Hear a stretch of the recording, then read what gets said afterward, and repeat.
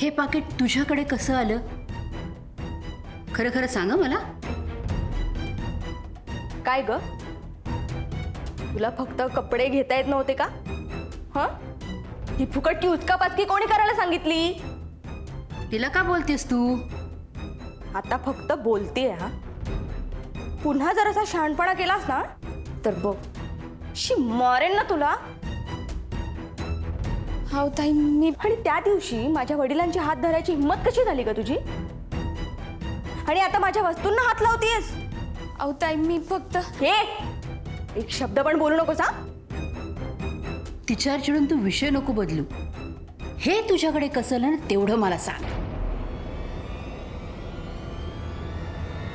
मी ओढते. रेणुका, आणि हे ज्याला कोणाला तुला सांगायचं असेल ना त्याला जाऊन सांग. मला फरक नाही पडत.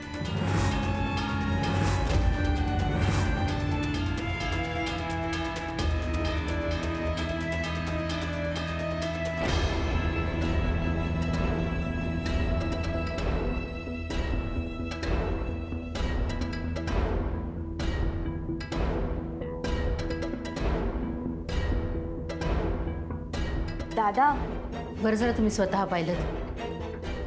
मी सांगितलं असतं ना तर तुमचा विश्वास नसता बसला. लाडामुळे पोरगी कुठल्या थराला गेले बघा जरा. दादा, आई कशी आहे माझ्या बाबतीत हे माहिती आहे ना तुम्हाला.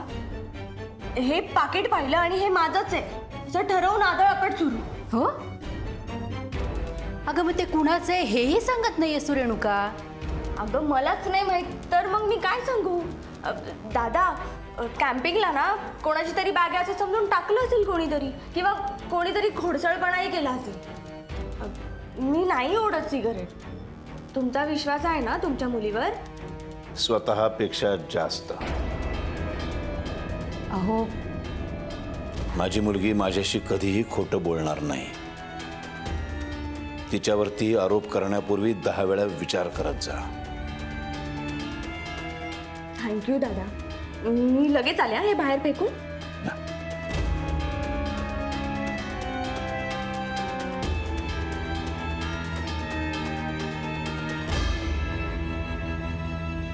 तुमचा विश्वास खरा ठरो हीच देवाजवळ प्रार्थना आहे. मुलीवरती जरा विश्वास ठेवायला शिक. दोघींच्या नात्यामध्ये सुधारणा होईल.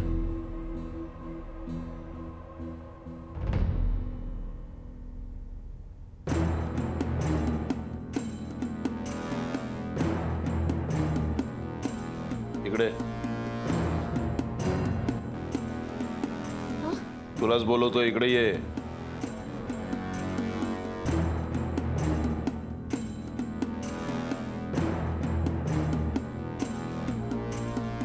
ये.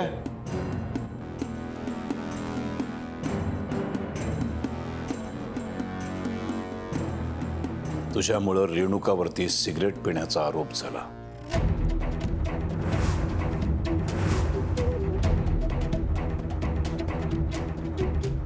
माय लेकींमध्ये भांडण झाली.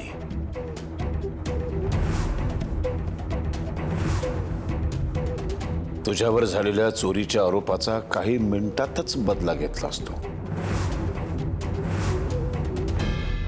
नाही हो, मी हे जाणून बुजून नाही केलं. जर तू हे जाणून बुजून केलेलं नसशील तर मग तुझा हा पायगुण समजायचा का? म्हणजे माझा अंदाज बरोबर आहे. इतक्या वर्षामध्ये आत्मारामला मी इतकं खचलेलं कधीच पाहिलं नाही. त्याच्या आजाराचं, तुमच्या घराच्या दुर्दशेचं कारण तुझा पायगुण आहे. तुझा पायगुण आहे. तुझा पायगुण आहे. तुझा पायगुण. तू जिथं जिथं पाय टाकशील तिथं फक्त वाईटच घडणार.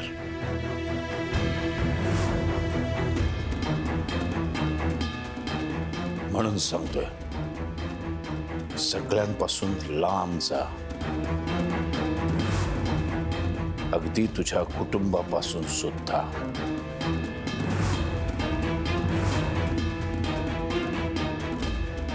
त्यात सगळ्यांचंच भलं होईल.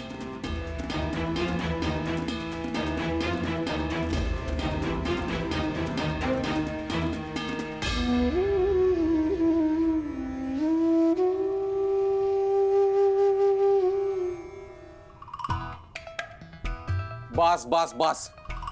आता एकच पर्याय, हनुमान भक्त व्हायचं आणि त्यांच्यासारखं आजन्म ब्रह्मचर्य स्वीकारायचं. ओके मे थँक्यू. असं बी माया नशिबी तेच आहे.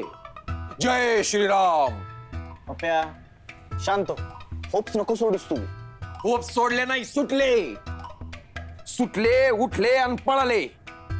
सारंग, आता फक्त एकच होऊ शकत. माझं आर्याशी लग्न होणार नाही हे बिनबोबाट मान्य करणे आणि आजपासून तिला आर्या वहिनी म्हणायला सुरुवात करणे. आर्या वहिनी, हो आर्या वहिनी. आर्या वहिनी ऐकलं का? पप्या शांत हो. विश्वास ठेव, अजूनही वेळ गेलेली नाहीये. आर्या तुझीच होणार. माझी होणार कशी? मी काय तात्या इंचू बनवून तुझ्या छाताडावर हात ठेवून ओम फट स्वाहा असं म्हणून तुझा आत्मा बाहेर काढून माझा आत्मा तुझ्यात घालू म्हणजे पप्याला सारंग बनून आर्याशी संसार करता येईल? हा? अरे यार पप्या. हे बघ सारंग, अरे माझा आय लव्ह यू म्हणून झालंय. माझे समजे प्रयत्न संपले. आता तुलाच मनावर घ्यावं लागल बाबा. अरे मी कसं मनावर घेऊ? अरे कसं म्हणजे? जा आणि तुझ्या सावताच्या तोंडानं सांग तिला की मी तुझ्याशी लग्न नाही करू शकत, माझं तुझ्यावर प्रेम नाहीये बाई. भावा, तुझा नकारच काहीतरी ओके मी थँक्यू करू शकतो.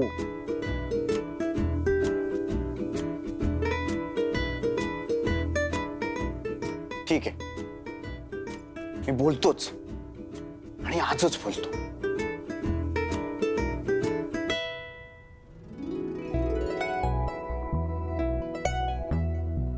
सारंगला हाच सौंदर्यातील साधेपणा आवडतो.